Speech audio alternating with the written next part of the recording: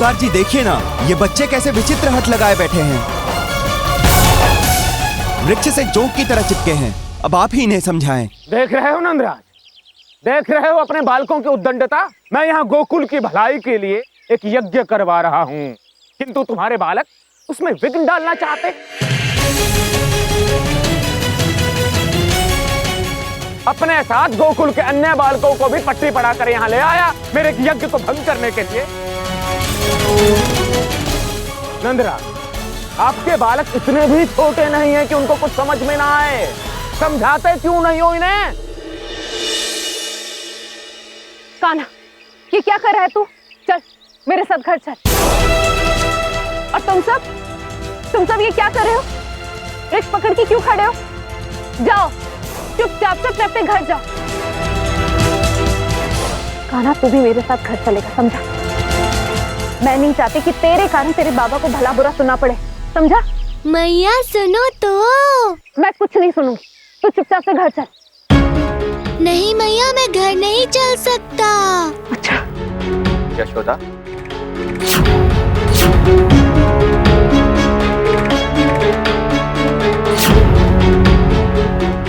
शांत हो जाओ यशोदा।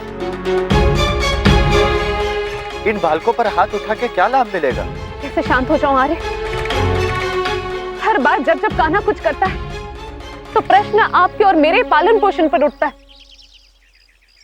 पता नहीं कब समझेगा ये बालक कि हमारी परवरिश ऐसी है।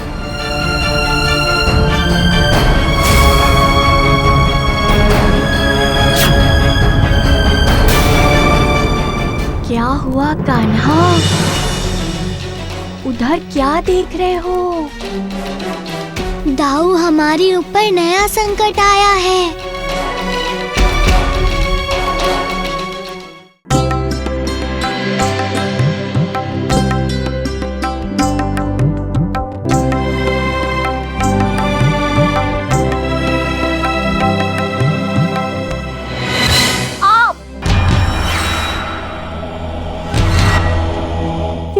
किसने दिया मुझे?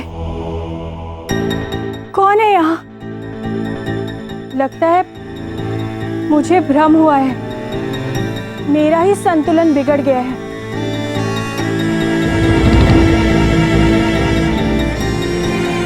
ये मेरे पैर हिल क्यों नहीं रहे? ये क्या हो रहा है?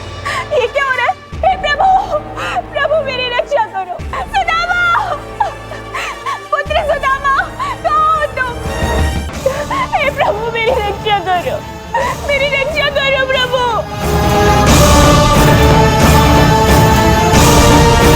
सुदामा।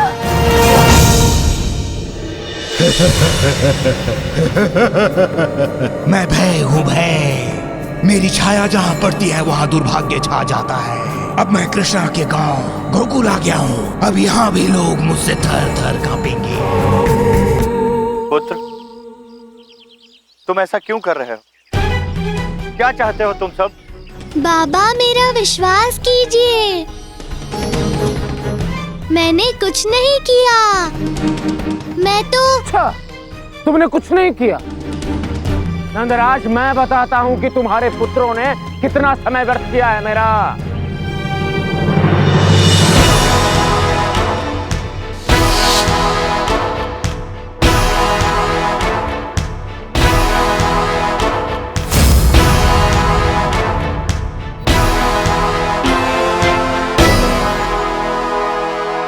कहाँ का न्याय है?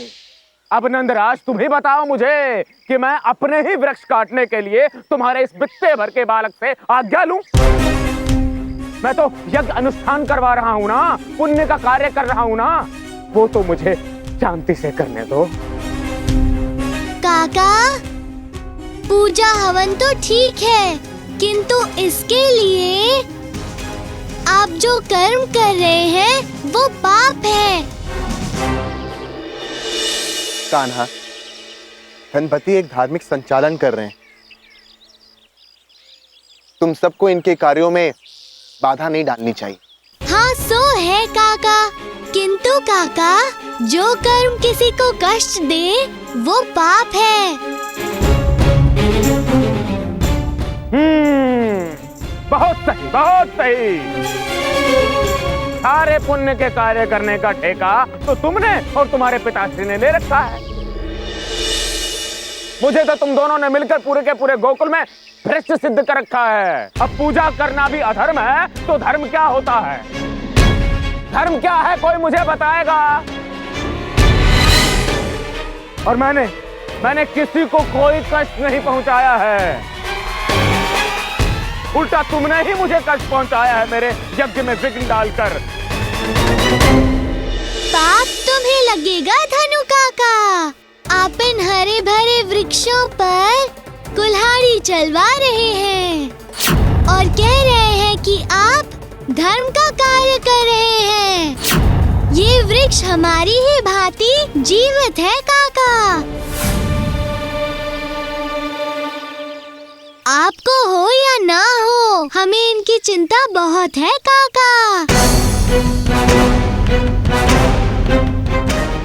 हम बच्चे इन वृक्षों की छांव में खेलते हैं। हम इनका साथ नहीं छोड़ेंगे। कान्हा ठीक कह रहे हैं, हम यहाँ से नहीं जाएंगे। देख रहे हो नंदराज, तुम्हारे पुत्र की ढिठाई कितने ढीठ हैं ये। सब लोग मिलकर इसको समझा रहे हैं कि तुमको समझ में ही नहीं आता। जस के तस खड़े हैं, निर्लज्ज कहीं के। बस धनपति सेठ, बच्चों का कहना बिल्कुल उचित है। तुम्हें इन हरे भरे वृक्षों को काटने का कोई अधिकार नहीं है। इनको असमय काटना इनके बस के समान है। मुझे ज्ञात था कि तुम यही कहोगे, अपने पुत्र का पक्ष लोगे और मुझे दोषी ठहराओगे, ये जानता था मैं। किंतु नंदराज, इस बार तुम्हें कोई अधिकार नहीं है, क्योंकि ये पूरी की पूरी वन की धरती मेरी है, मेरी। और इस पर जितने भी वृक्ष हैं, सबके सब मेरे हैं। और इन वृक्षों के साथ मैं चाहे जो करूं, कोई मुझे कुछ नहीं कह सकता, समझे? हे प्रभु, कितना अधर्म फैल गया है धरती पर। नंदराज, थोड़ा सा तो भय रखो, अन्यथा तुम्हें भुगतना पड़ेगा। पाप लगेगा, पाप। आप हमें भयभीत करने का असफल प्रयत्न ना करें। काका, भय को तो भगाना है, क्योंकि भय कभी अच्छा नहीं होता, चाहे वो धर्म का ही क्यों ना हो। गोकुल में भय का कोई स्थान नहीं। ठीक है धनपति, यदि ये वृक्ष तुम्हारे हैं तो तुम इन्हें काट सकते हो, किंतु स्मरण रहे, इन वृक्षों में जो घोंसले हैं, उन घोंसलों को और उनमें जो अंडे हैं, उनको कोई भी हानि नहीं होनी चाहिए। यदि इनको क्षति हुई तो एक निर्जीव की हत्या का दोष लगेगा और इसके लिए तुम्हें दंड भुगतना होगा।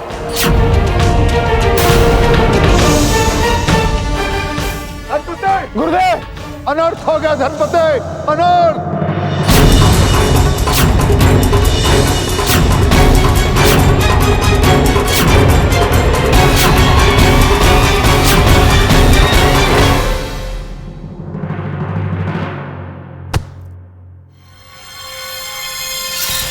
किसने मारा मुझे?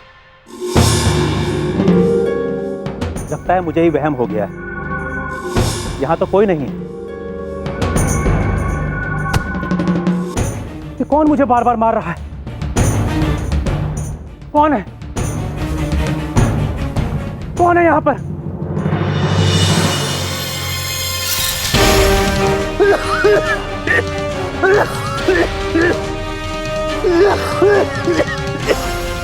कौन है? कौन है यहां पर?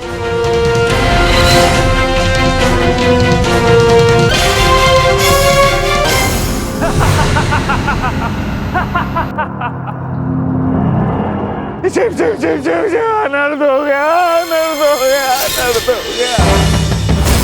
क्या हो गया ये? लकड़ियों की कमी के कारण अग्नि बुझ गई। देख रहे हो नंदराज, अनर्थ हो गया। और ये अनर्थ उस कृष्णा की वजह से हुआ है। अरे मैं तो एक शुभ कार्य कर रहा था, यज्ञ करवा रहा था गोकुल की शांति के लिए, वो भी नहीं करने दिया। धनपति, धनपति, अपने दुष्कर्मों का दोष इन बालकों पर क्यों मढ़ रहे हो? तुम्हें यदि पुण्य कमाना ही था तो ये जो बेचारे लाचार गरीब असहाय लोग हैं, इनको भोजन कराइए, इनको घी खिलाइए। यदि ईश्वर का बनाया व्यक्ति ही भूखा है तो ईश्वर तृप्त कैसे होगा? तुम्हारे पास धन है, तुम्हें उसका सदुपयोग करना चाहिए था, लेकिन तुमने उसका अपव्यय किया है। मैं जानता हूँ, अपने पुत्र का पक्ष लोगे, जानता हूँ। ईश्वर तुमसे कैसे प्रसन्न होगा धनपति? तुम्हें अपने बुरे कर्मों का फल भुगतना ही होगा धनपति।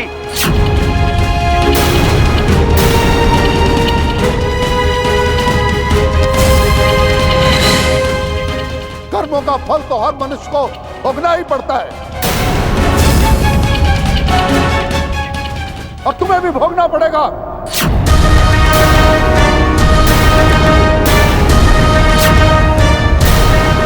हे मूर्ख मनुष्य, धर्म का ज्ञान देता है, तुम्हें तो ज्ञान भी नहीं कि तुमने कितना बड़ा अनर्थ किया है। अब इसका परिणाम सबको भुगतना पड़ेगा। भूखमरी और गरीबी का संकट आएगा, धरती का सारा जल सूख जाएगा, सब लोग बस हो जाएंगे, भूत पिशाच का वास होगा।